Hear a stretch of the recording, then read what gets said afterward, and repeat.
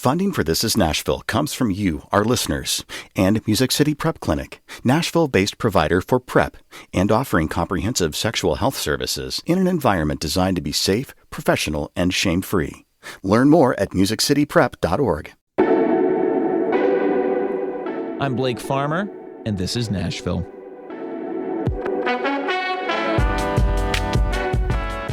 We are a little heavier than usual today. We're talking about a good ending for our loved ones and for us.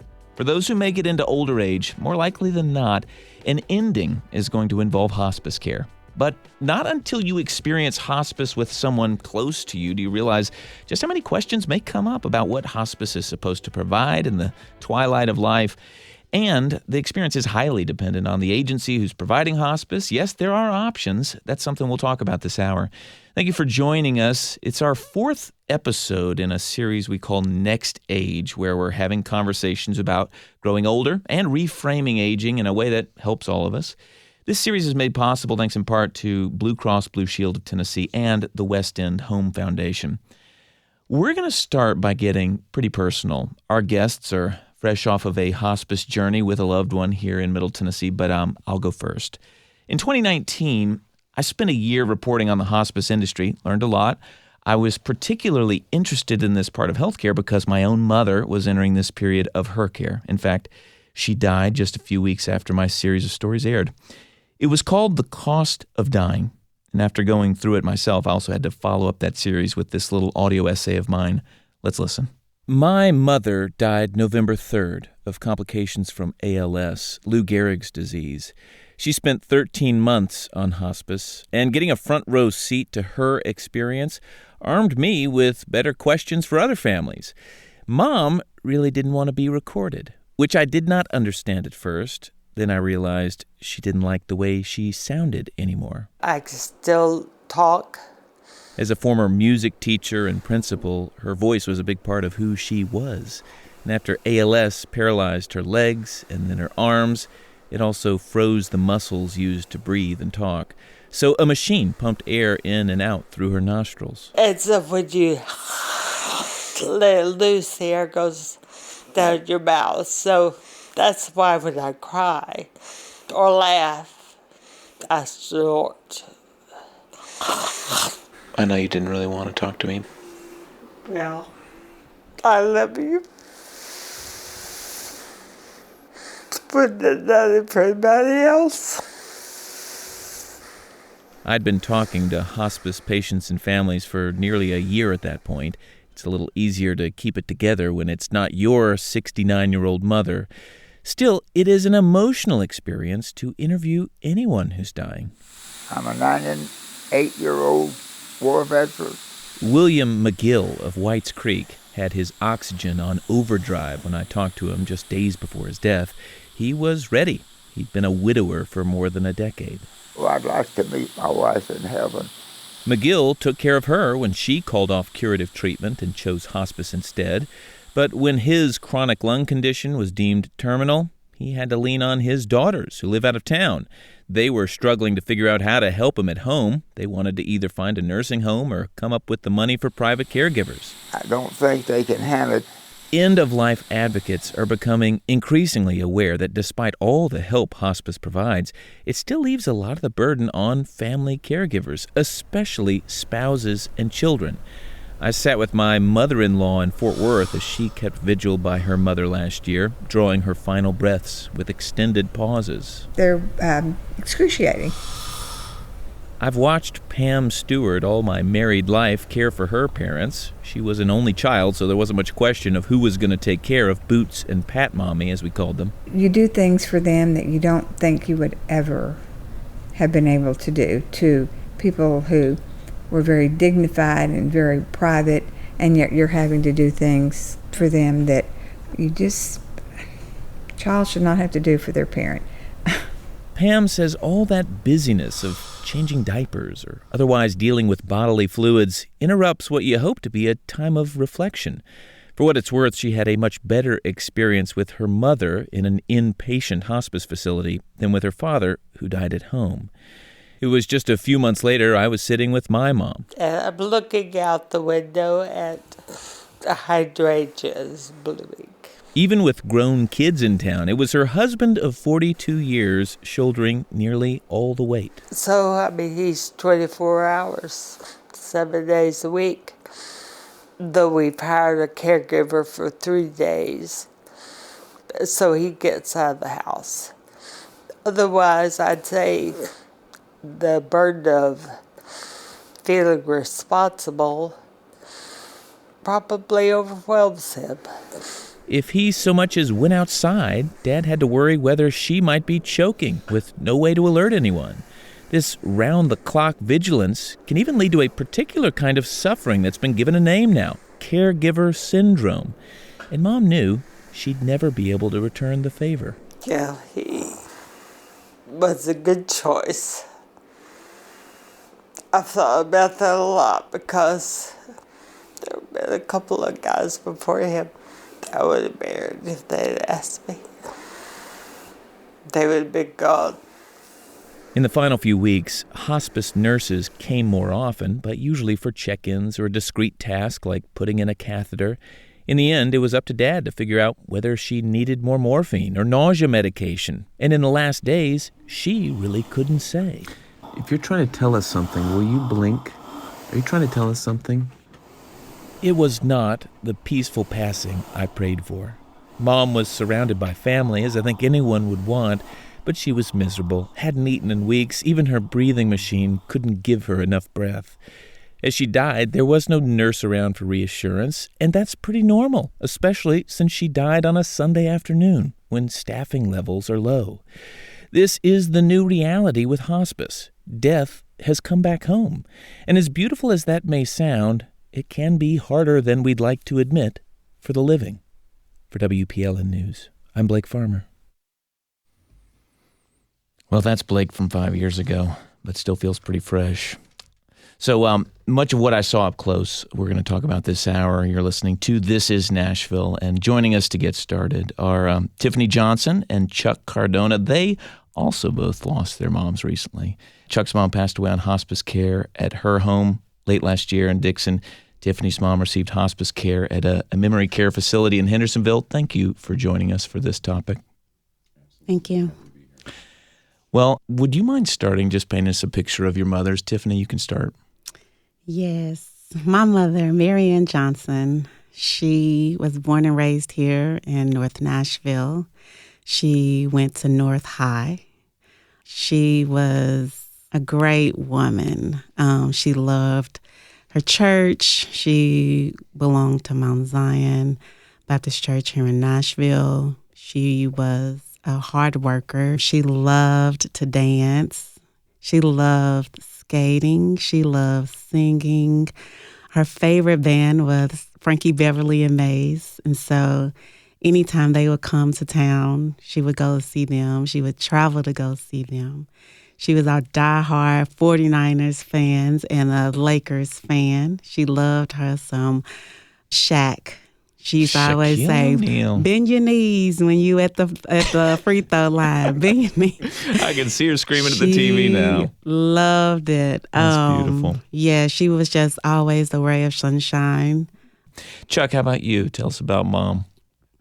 My mom she was fantastic because she was a nurse for more than 40 years. And she got divorced in 1980.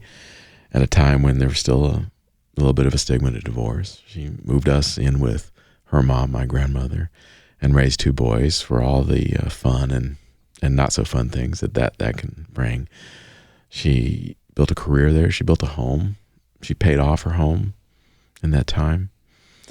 And she just was just a wonderful influence on us, on both me and my brother. Right. You're saying on her own, really? Yeah. Wow.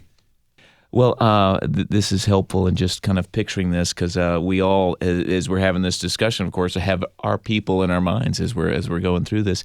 So, Tiffany, I mean, you're a nurse practitioner by trade, which I'll disclose for you. So you know a thing or two about the healthcare industry, as it were. What did you think of hospice care? What did you think it meant or looked like before you got into it with your own family members? And that might have been somebody before your mom, I suppose. Yes. I experienced it with my uncle and my grandmother. Yeah. They actually went to Alive here on Charlotte. Really? And they Like did the facility, the inpatient in facility? the facility, yes. Yeah. And so... Did you think that's sort of what hospice was, that inpatient experience there? I did. Yeah. I did. You know, you don't really get in depth into a situation or a thing until it's time. Mm-hmm. So I didn't really do any research about it until I needed it. Mm-hmm. And I guess, though, you're probably the person in the family. I mean, maybe there are other nurse practitioners who they call and say, Tiffany, help us out here. Yes, Yeah. It was me. Yes. So, and funny about that with being at home, as it relates to my grandma, my family wanted her to go home when she was at the hospital when we were at end of life versus her going to hospice. You're saying she was in the hospital when the decision was made, you know what, I think we've done all we're going to do. Correct, because my grandmother has small cell carcinoma, so it's a lung cancer. And they wanted to come home. The decision was what? It would actually be better if she'd go straight to a facility. Well, I gave an example. I got out of being the granddaughter and became a healthcare professional for my family. I see. And I gave them a scenario, and it's my aunt and my mom that was there, and I gave them the scenario. If you woke up in the middle of the night and you went in there to check on Granny, and Granny was cold, would you be able to dial 911? Or would you be frozen because of what you just walked into? That's the difference in her going to a facility and her going home. Because when she's at home, everything falls on you. And are you able to take on that responsibility to be able to do that? And we'll talk more about that later this hour on what is required to, for instance, go to an inpatient facility where it would be paid for by probably Medicare in this case. But Chuck, your experience was at home with your mother. Yeah. How did you all decide that was the route to go? When did the discussion begin on making a plan for the end? Well, I think, after this series of strokes that started in the summer, the damage, that was there, and it wasn't going to get any better. But she did actually improve, and then a series of strokes in October that the damage was too great. And there wasn't an out of home hospice care because she was living in Dixon, and so we were signed up with Caris, and that was, it was probably the best decision. So it was very much similar to what you went through with your mom. Yeah, it was in home, but I remember they were explaining it to the four of us, to me, Nina, my brother Chris, and my sister-in-law Tiffany, and they're saying, well, we're going to come in every so often. But you guys are going to be the ones in charge. And I know I think my eyebrows went up and I was like, oh no, I felt so, I didn't want to mess this up. And, we wanted her to have dignity. And out to this day, Nina and Tiffany, they bathed her as well as the assistants, and they did things for her so that her sons wouldn't have to do that, Yeah. And so, it was tough, but we all had each other, and my kids were there, and my brother's kids were there, and we had support from my dad and my stepmom. So, but still, it was like, oh, I can't believe we're doing this. I thought we'd have more people around. Well, and Chuck is naming Nina, and if you're thinking Cardona, Nina, yes, Chuck Cardona is that Nina Cardona's other half. So that's him. Well, Chuck, thanks for sharing. I guess when you step into hospice, I think there's a lot of confusion about, well, what is provided? Like, are you all going to do everything? You're going to do a little? What do you have to do? What could I ask you to do? Did you know what was required of the benefit? You mean like how did they set us up? Well, in other words, when you stepped into it, were you just sort of you're almost taking directions from them? Well, this is what we're going to do. And you're like, well, can I get you to do more? Could I get you to come and do baths? Because that is actually something you can get, but I think you kind of have to be a little assertive sometimes. Well, I mean, they literally gave us a manual to read, and we were all reading it, and I was like, oh, this is what they'll do. This is what they don't do. We got to do this. We got to do that. And so they were a pleasure to work with. I mean, it was Caris Healthcare, and it was just, but it was a very learning on the fly experience, and then you throw in the emotions of like, I'm going to lose my mom. Well, and that's what makes it so heavy all around, is that you're dealing with the everyday, and you're also dealing with this huge matter of losing somebody you love dearly.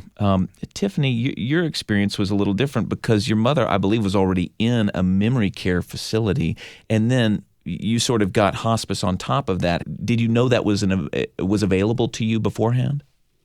I did, because when I went to the facility that my mom was at, they told me I had an option to what they call age in place. And so that means if their time come for her to transition, she can transition there. Without having to go to a facility. Place. Correct. Or to your house or something. Correct. We had to put my mother in a facility because it got to the point where she needed 24/7 care at home. And she was staying with my aunt at times, and then she'd stay with me with my work schedule, working 12-hour shifts, 13 days a month.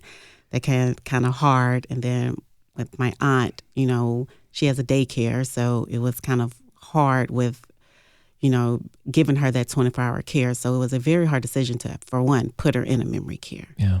And then for two, just trying to make sure that I found the best memory care to care for her like I would care for her, where I would be able to leave her. So that was the hardest part. So how did you land on going ahead and moving to hospice as well? Was it just, was the facility saying, well, this will be an extra pair of hands around here to sort of be with her, kind of deal with some of these end-of-life issues? Well, she was talking all the time. And her favorite thing was everybody's name was Tiffany. You could have been a man, a woman. You could have been black, white, Asian, Mexican. Your name was going to be Tiffany. Well, that was it. That's kind of nice. It was. She used to say, Tiffany's going to handle it. Well, that was her thing. Tiffany's going to handle it. Yeah. Her nurse practitioner daughter is going to take care of it. Yes. But she started going downhill. She started not being able to walk. She tried to get up, but just wasn't, the coordination just wasn't there for her to actually get up. So she was in a walker. She started eating less and less. And then she started not talking. Mm-hmm.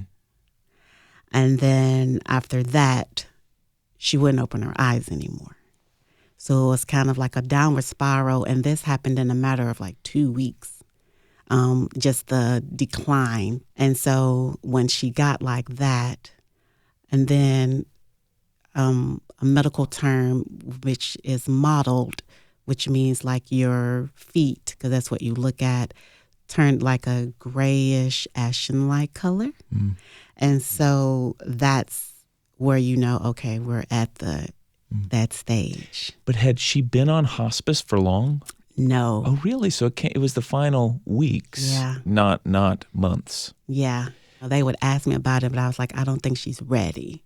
Oh, really? You were putting it off? Yeah, I put it off. Well, and I can imagine with Alzheimer's patients, it's very hard to, if they're still walking around, even if it's not making a lot of sense, it seem well. Chuck, how did the end days with your mom? How long was she on hospice? Not but a few weeks, it sounds like.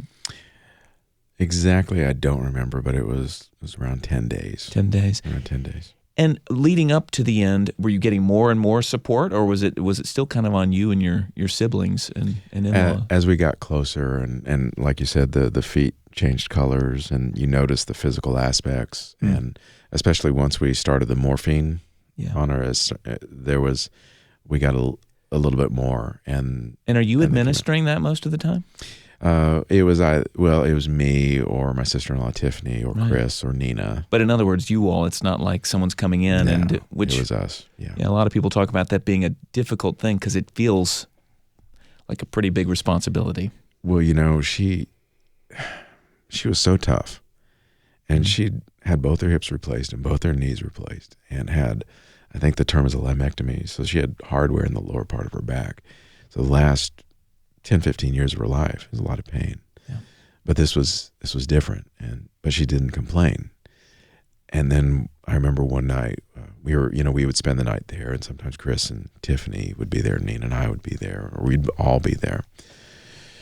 But Nina and I were at our home in Nashville, and Mom just started moaning, and that's how Tiffany described it, and it couldn't stop, and the pain was too much. Yeah. And she wasn't cognizant of that anymore. And so we all helped with the morphine, but it was so to ease her passage, that was worth it. Yeah. Well, that's what hospice is all about, is easing the passage. And, it's never easy, doesn't matter where it is, but we can make it better. And that's a big part of what we're talking about today here on This Is Nashville. So Tiffany Johnson, Chuck Cardona, both experienced their mom's passing with the support of hospice here in Middle Tennessee. Thank you for joining us. Thank you. You're very welcome. Thank you. We're going to take a short break. When we return, we're going to talk about a little more of the ins and the outs of hospice care. So stay with us. This is Nashville.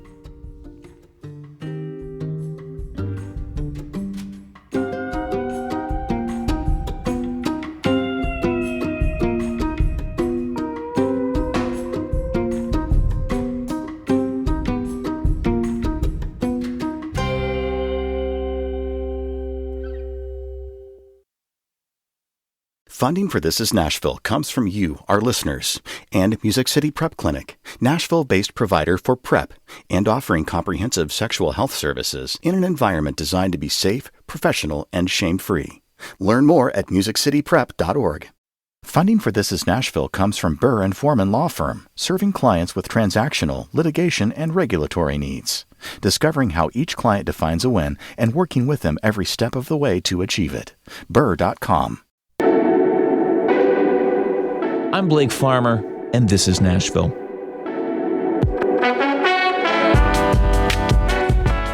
Welcome back. This is our fourth part of a series we're doing called Next Age. It's a series focused on having conversations about growing older and reframing aging in a way that helps all of us. So I hope it helps you today. We're talking about hospice care here in Middle Tennessee, and while most of us know that hospice care can be part of end-of-life care, the details, what's involved in hospice care, might not be especially clear, especially if it's not something you've been through recently. Hopefully we can change that today so we can be better prepared for the passing of a loved one, or even as we prepare for our own passing. Joining me now to talk about what we all need to know, hospice care-wise, are Dr. Martha Presley, the Chief Medical Officer of Alive, Nashville's largest hospice provider, Meredith Portwood, the Community Education Representative from Heart and Soul Hospice, and Bree Clark, an end-of-life doula and hospice volunteer. Welcome to you all. Thank you. Thank you. Let's jump right in with some of the basics. And Martha from Alive, I'll start with you. If you got to put a fine point on it, what is the goal of hospice care? The goal of hospice care is to meet the patient where they are at a very, very difficult point in their illness, to understand their goals, their needs, their hopes, their worries, their fears, and to try to craft a healthcare plan that can meet those as best as we can to support their family through what they have left of their time. Now, that seems challenging because it's so broad. And maybe that's one of the challenges with hospice is like, hey, let's make the end good. And it's like, well, that could mean a lot of things. What does that mean for most people? What is the bread and butter of what hospice does for a patient? So hospice care can be provided in a variety of different locations. Hospice is a service line, not a place. But what it means is an interdisciplinary team of a nurse, a chaplain, a social worker, a doctor, an aide, a volunteer that will admit the patient to the service. We develop a care plan to take care of the patient's medical needs, their psychosocial, spiritual needs, the needs of their family, and then come and provide that service in the location that is appropriate for the patient. That may be their home, that may be a nursing facility, it may be an inpatient hospice space. Yeah. Well, Meredith from Heart and Soul, who is hospice for? I mean, so often the conversation is like, oh, I don't know if we want to start hospice yet, but how does one actually get qualified to get the hospice benefit? So hospice is for someone who has a life-limiting illness. The criteria is 6 months or less, although I tell people all the time, we don't have a crystal ball. Only, right. God knows when our time is going to be. And so the way it starts is either a family can initiate, a conversation with their primary care physician, or many times the referral comes from a hospital or an assisted living, a nurse in an assisted living. And so when somebody first reaches out to us, either we get paperwork from their primary care doctor, then at that point, it's our job with all the documentation that we have to go out to the home or the facility, wherever they call home, and do a thorough assessment of that patient and determine whether they meet the Medicare criteria to come on with hospice. And most hospice, I understand, is given, as part of the Medicare benefit, which is built into the program. So this is, the program we pay into for most of our lives, but it's different than other parts of Medicare because it's fully funded. Correct? There should never be an out-of-pocket payment for hospice care. Correct? Correct. Before someone is Medicare age, most private insurances also have a hospice benefit. Is it similar to what Medicare It's similar, offers? yeah. It's very similar. Sometimes, an insurance company will say there's a copay, but it's just all dependent on the person's insurance. Well, what's included, and more importantly, maybe, what isn't that people sometimes hope that it is? Yeah. That's a great question. And, as a representative for hospice, I always try to paint a very realistic picture of what hospice will look like, because you never want to overpromise and underdeliver, because like we've talked about, it is such a difficult time for families. So as far as what's covered under hospice, like the doctor here from Relied had mentioned, it is that interdisciplinary team. And then when we come out at admission, we decide how many days a week the nurse will come, how many days a week an aide will come in, and it's all based on what that particular patient needs, and it's all individualized. But the things that I think a lot of families don't realize are not covered is, we're not there 24/7, and sometimes you do have to supplement, and that's where our social worker gets involved and helps the family find out, what they can afford, what sitters cost, and really try to get the family the help they need in the home. Well, you say it's based on what's needed, but I imagine especially some conditions, let's say like Alzheimer's, they'd be like, we'd like someone to be here every day. Yeah. And I'm guessing there are very few patients you do that with, right? Correct. So is it also based on just what you're able to staff, or just a judgment call, or how do you handle that? That is the difficult part. And we have had to get very creative. And there are times that we've had to, if a family really needs it and their loved one needs to be seen by an aide 7 days a week, we've done that before. Really?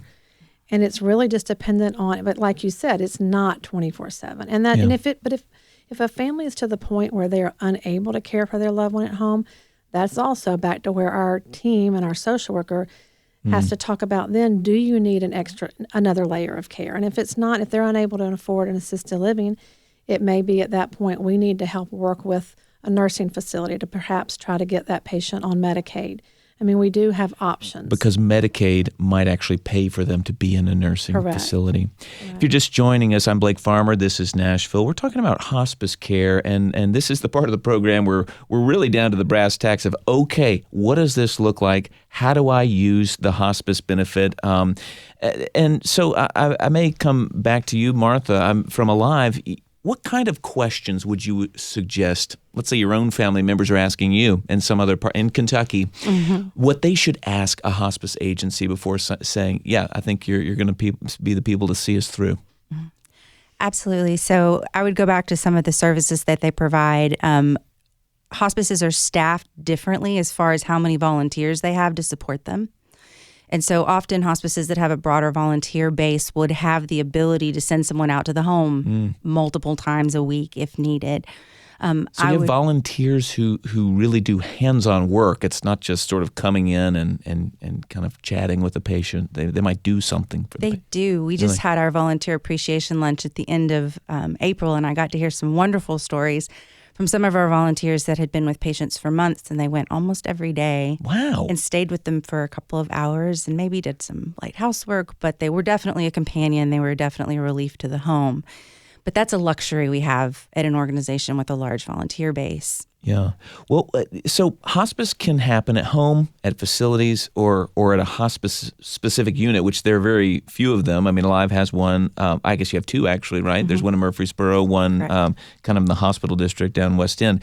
But what determines whether someone is going to use one of the hospice units? Is it about capacity? So there are 4 different levels of hospice care. There's traditional home hospice, where the care is in your home. There are 2 other types. One's called respite, which is a short pause where a patient can be in an inpatient facility to give the family or the caregiver a break. One is called continuous care, which again is very based on staffing. It means someone's in the house for 24/7. It's usually in a very acute end-of-life event. But the other is called general inpatient level of care, and that would be what would qualify you for an inpatient hospice stay. The generic way to look at that is if a patient is sick enough to be in a hospital because they need hospital-level things, then they're sick enough to be in an inpatient unit. We're going to take a break from that for just a second to talk about end-of-life doula care, which I think some people know and love, and some people are like, what is that? Bree Clark, thank you for joining us. So you've spent years working with older adults in many different ways. You're an end-of-life doula. Can you tell us, is end-of-life doula, is this an alternative to hospice? Is it complementary to hospice? It's a compliment. And, as we're hearing, there's so many people involved in ensuring someone's end-of-life wishes are met. And the circumstances might need another professional paid person to come in. And so a doula is that person who can come and support, fill gaps, help the family. So you're saying like when Chuck earlier in the show was talking about him and his siblings and their wives trying to figure out, should we do the morphine? Should we do the what? You're kind of there. This is normal. This is, yeah. Am I using the right word, end-of-life doula? Because I've heard death doula. Are we getting away from that? Or I use both. It means the same thing, and some people simply bristle when they hear death doula. Death is a word that is a painful experience for a lot of people, and so sometimes to ease people into the conversation, using end-of-life doula is a little easier to hear. So when are you normally called in? Oh, pre-hospice? Very likely someone has received a terminal diagnosis. I see. Sometimes people have experienced caring for a loved one and they recognize the value of bringing a doula in well before they have any sort of illness diagnosis. But typically when someone is at the end of their life. So is it for the hands-on assistance, or really is it for the moral support? And I don't just mean like you're doing a great job taking care of your mom, but more like there are other options, or here's what you should consider. This is normal. Like what is your role there? It can be all of it. I think some people don't know what they need, Yeah. and so a doula comes in and helps identify the needs. There's even hospice professionals who recognize what they can provide. There's a boundary to it, and they need to outsource. For some, people really find it very painful to be physically at the bedside, and so a doula can either reassure them that what they're doing is right, or give them a break, right? And then for a lot of people, they just need help project managing the situation. It's just so stressful. Grief and logic don't get along. And a doula can help people navigate just something that's very terribly stressful. Now, to be clear, the end-of-life doula, this is not a part of the hospice benefit, correct? This is when someone's bringing in someone, usually out of pocket, I assume. That's correct. So it can be difficult to talk about, as you said, and even though it's inevitable, if somebody wants to start talking with their family about planning for end of their life, where do you recommend they start?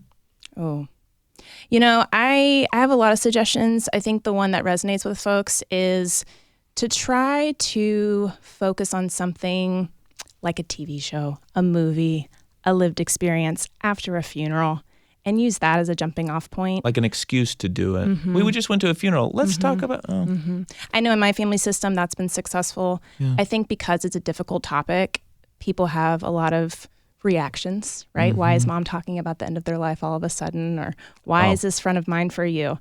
And I think when you can use a lived experience, it can help soften and bring people into the conversation in a way that isn't so jarring. Yeah. Well, this is Nashville. I'm your host, Blake Farmer. We're talking today about hospice care as part of our Next Stage series, made possible in part by Blue Cross Blue Shield of Tennessee and the West End Home Foundation. I'm joined right now by Bree Clark, an end-of-life doula, also Dr. Martha Presley, the Chief Medical Officer of Alive Hospice, and Meredith Portwood, the Community Education Representative from Heart and Soul Hospice here in Middle Tennessee. So Meredith, you go out in the community here in Middle Tennessee, you help educate families about hospice care. What stands out to you about the people or communities you've encountered who maybe aren't familiar with, or maybe aren't even really that comfortable with hospice care as a concept? Yeah, I think there's a lot of people that are in that boat where they're just not comfortable. And I feel like if we are just ever given the opportunity to have a conversation with someone just to really dispel all the myths of hospice, there's so many myths out there that people believe about hospice that aren't true. What would be one that you wanted to dispel? Yeah, the main one I think is people that say, "Oh, the minute hospice started morphine, my loved one, was gone." And I always follow up with that. Well, how long was your loved one on hospice? And many times the answer you get is 2 or 3 days. Yeah. And so they equate, the starting of morphine with their loved one passing. I always say, well, I hope somebody's giving me some morphine at that time. Yeah. So I think they're just Can morphine hasten, and maybe this is a question better for Martha here, our physician in the room, but Dr. Presley, does morphine hasten death, or does it depend? So I think you're bringing up something that you could use a fancy term for it and call it the principle of double effect. So it depends more about what we're doing and what our intent is. Our intent to make someone comfortable is what's important. I do think that there's this response at the end of life when your body is working in overdrive because there's so much pain and discomfort. It's like you're running from the bear. And when we give you something to help you calm down, to release that, sometimes it allows the body to relax. And it might mean that we relax and take that breath and we pass. And so you can see how that visual can be associated. Yeah. But what we're doing with drugs at the end of life is we're trying to give comfort. Yeah. Of course, it's so often the untrained family member administering it, which is pretty nerve-wracking when you're thinking, is what I'm doing maybe going to bring the end sooner? And even if that's kind of preferred, it still feels like a heavy responsibility, right? Yes, I agree with that. And that's why I think it's just, I think the longer somebody can be on hospice, and I think many assisted livings in our community of Nashville do a great job of getting patients on hospice earlier instead of waiting till the last minute. And I think when you do have, say, 6 months with a family, you by that time have gained so much trust with them and the rapport, and you've been able to do all that education with the family that, at that point when they are closer to the end, they're just more trusting of you and what you're telling them needs to be done. And most people don't want to see their loved ones struggle or, struggle to breathe or have agitation, which is a big thing at end of life. So we try to stay on top of that, and I think our teams do a great job. We may have to wrap it up here, but Dr. Presley, Meredith was talking about wanting people to start hospice sooner, and of course this is a tough conversation because I think Tiffany here is a nurse practitioner herself, was talking about her own mother and kind of putting it off, and she ended up only being on maybe a week or two. Even though it might have benefited her. So how are you all trying to change the conversation that hospice can be additional support or doesn't mean the end is around the corner?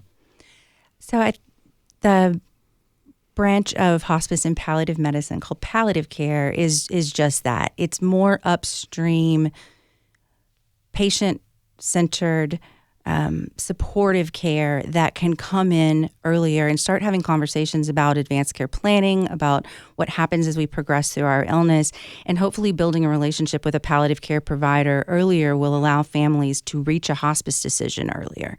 Because we do have great data actually that shows that the quality of life scores go up the longer people spend on hospice. So the goal is earlier appropriate conversations. And different branches of medicine have this instituted into the way that they care for patients. So like the American Academy of Cancer, they recommend palliative care early in a diagnosis so that you have someone to start having these conversations before we get there. But, I've used this for folks, and I don't know if you would sign on to it, but since I've reported on it for several years, I said, listen, if you would still call 911 because your loved one is in an emergent way, you're probably not ready. Is there a good sort of measure like that you could tell people that says, is it time or is it not? I feel like it's such a journey that we walk with people. Yeah. And there's one day that you might feel like you need to call 911, and then the next day you're okay not calling it, and then the next day you want to call again. And I don't know that I've ever met anybody that willingly accepted hospice into their loved one's life and then didn't wake up in the middle of the night one day and want to call 911. I see. Right? I think it's a very normal part of the process. And so what you want the opportunity to is build a relationship with your hospice team so that you know to call them.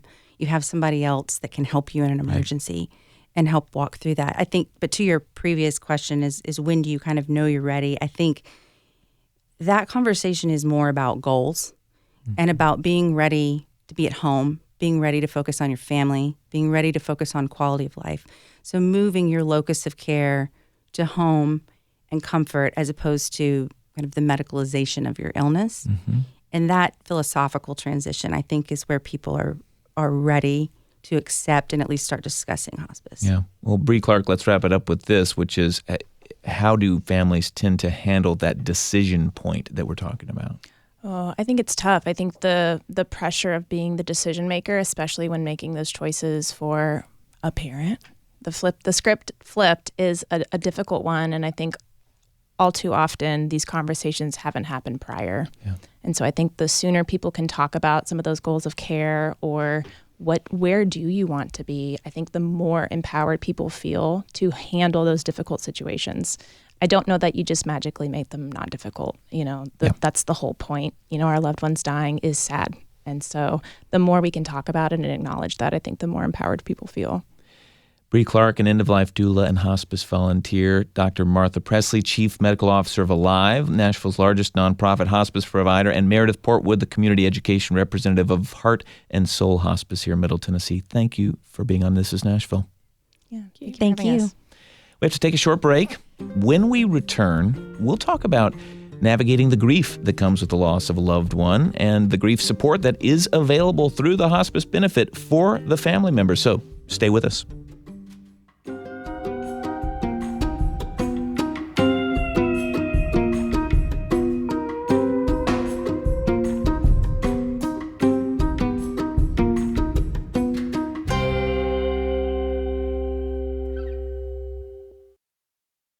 Funding for This is Nashville comes from you, our listeners, and Music City Prep Clinic, Nashville-based provider for PrEP and offering comprehensive sexual health services in an environment designed to be safe, professional, and shame-free. Learn more at musiccityprep.org. I'm Blake Farmer, and this is Nashville.